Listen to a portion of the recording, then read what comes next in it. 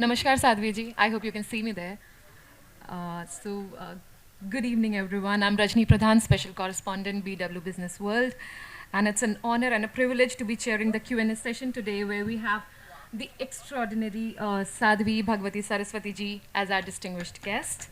And thank you again for such powerful yet tender words of wisdom, that you have shared with us. I'm sure it's going to remain with us, where you spoke about Shakti. And I think as a woman, I can relate to it on a much deeper level. So thank you so much. And I feel, there comes a time in our lives where, we all kind of go through a phase where we feel powerless or, little hopeless. And that is the time when we need someone to kind of hold our hands and lead us from, darkness to light. And you have been doing that for years. And you have led thousands of people towards light, towards hope. So I just want to thank you for being you and, and the contribution that you are to the world. So on that note of gratitude, I would I would just like to ask you the first question, and that is, could you share your insights on how embracing Shakti can empower individuals on their spiritual journey and in navigating life's challenges? Sure. So when I think about embracing Shakti, I think about embracing that energy, that power of creation that I spoke about in the beginning. And if you look at nature, for me, nature is really the source where I get so much inspiration and so many teachings. And if you look at nature, everything is perfect. Everything is exactly the way that it should be. You look at a flower garden, for example, and all of the flowers are different. Roses look one way and smell one way. Jasmine look a totally different way, smell a totally different way. Sunflowers look completely different, don't smell much at all. But all of the different flowers are exactly the way they should be. All of the different fruits are exactly perfect. Very different, but exactly the way they should be. And there's a perfection and also a wisdom and intelligence in nature. And so when I think of embracing Shakti, for me, that's an embrace of the perfection of the energy of creation, which means that who I am as I am is exactly perfect. Yes, very different from others. Different in size, in shape, in color, in skills, in abilities, in temperament, in so many different ways, but exactly perfect. And so that embrace of Shakti is really a commitment to, as I was speaking about toward the end, that letting go of this false belief that somehow we should all be cookie cutter images of what today's newspapers or magazines are printing as the image of beauty, or what the influencers we follow on social media are essentially being paid to show us something. Embracing Shakti is embracing the perfection of the divinity and embracing the perfection of the creation and the wisdom of it, which also means embracing your own wisdom and intelligence and intuition. Because we don't know.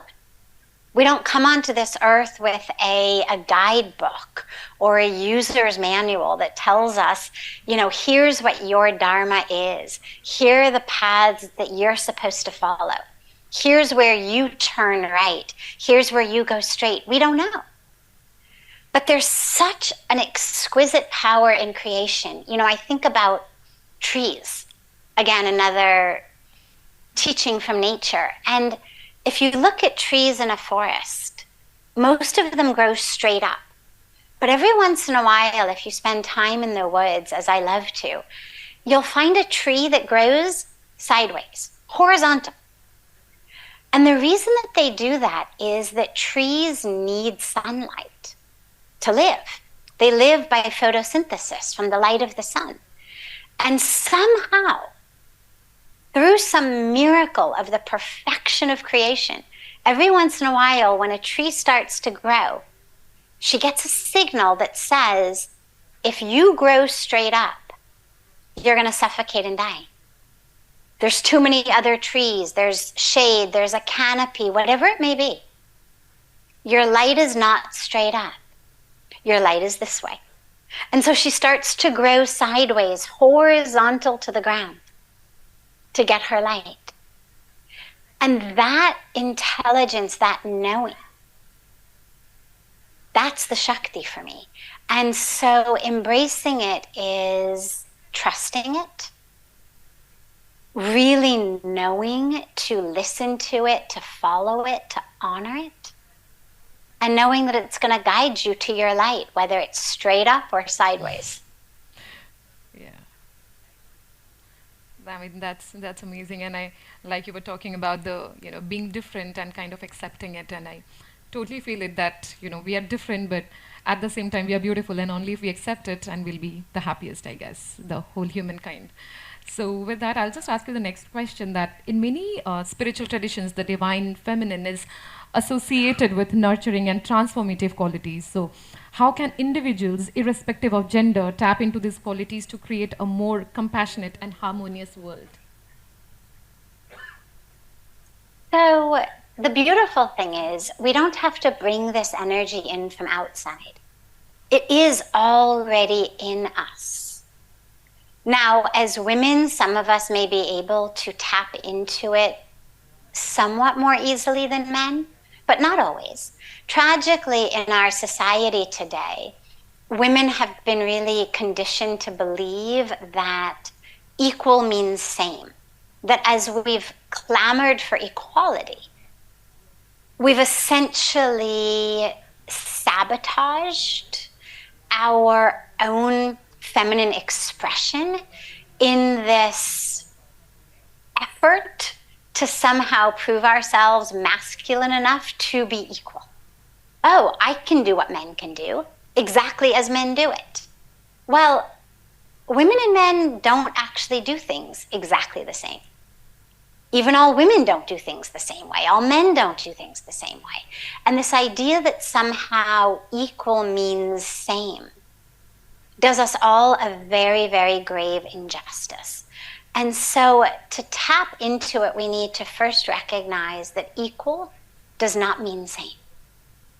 And to really allow ourselves to honor, to express, to celebrate that power of femininity within ourselves. Women need to stop being afraid that it's going to somehow be seen as a negative point in their careers, their academic life, their work life, their rising up on a career ladder. Men need to stop seeing it as a sign of weakness, need to stop teasing other men or boys for being somehow feminine. And we need to all really agree together that feminine energy is beautiful. So is masculine energy. But in order for us to live in a balanced world, we have to have both.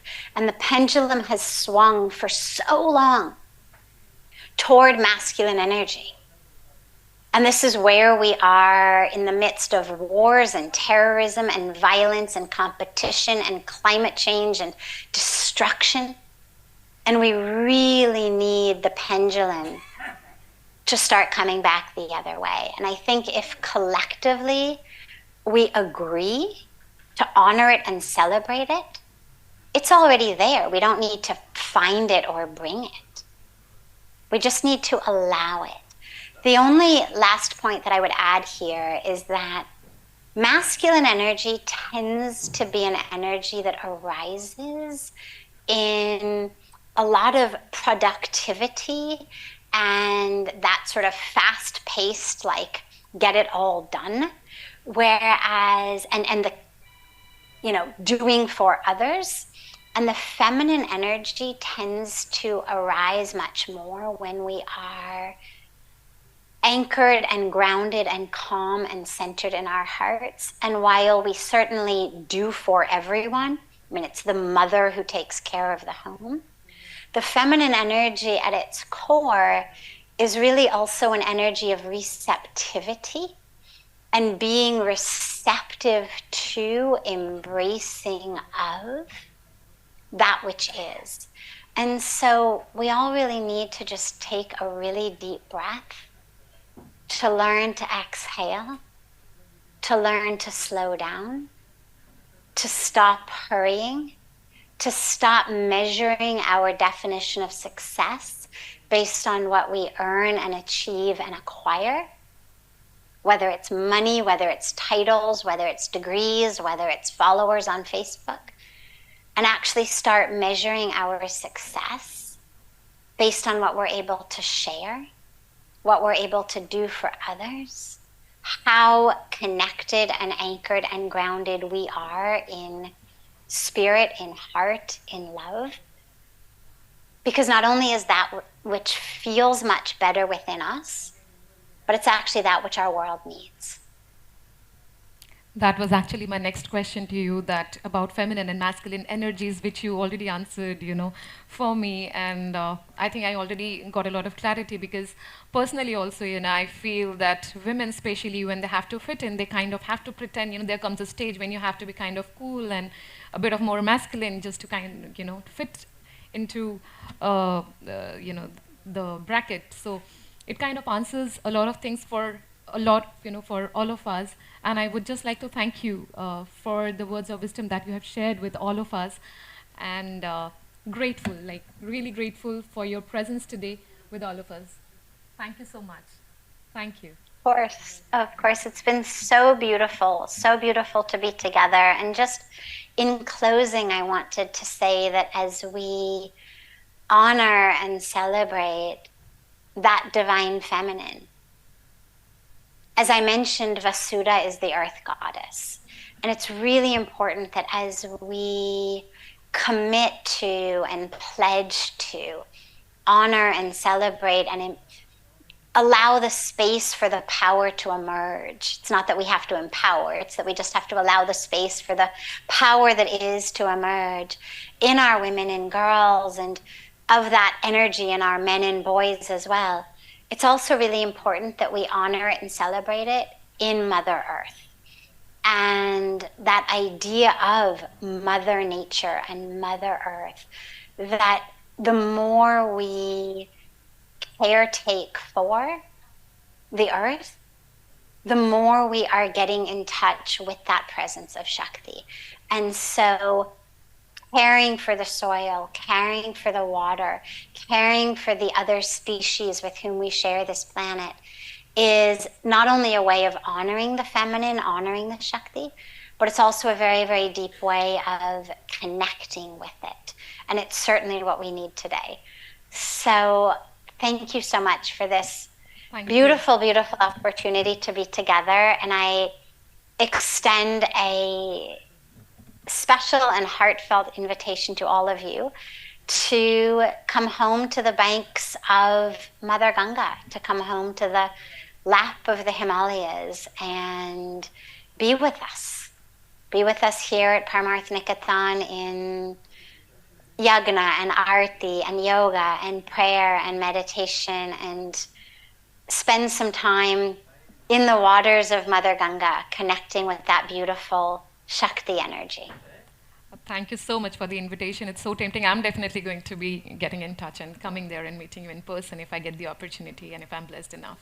So thank you so much, Sadhvi, for your time and for your words of wisdom for all of us today. Thank you so much. Take good care of yourself. We need you.